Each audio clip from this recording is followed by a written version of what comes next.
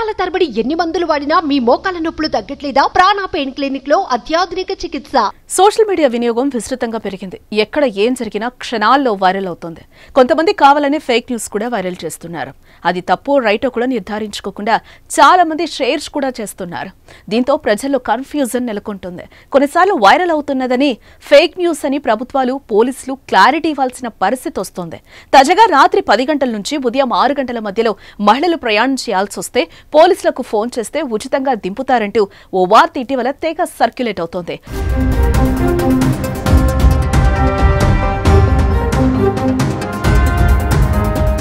(1091) లేదా 7837018555 నెంబర్స్ కు కాల్ చేస్తే లోకల్ పోలీసుల వాహనం వచ్చి వారిని గమ్యస్థానాలకు చేరుస్తుంది అనేది అందులోని సారాంశం. అది నిజమో కాదో తెలుసుకోకుండా కొందరు ఆయా నెంబర్స్ కు కాల్స్ చేస్తున్నారు కూడా. దీంతో హైదరాబాద్ పోలీసులు వివరణ ఇచ్చుకోవాల్సిన పరిస్థితి వచ్చింది.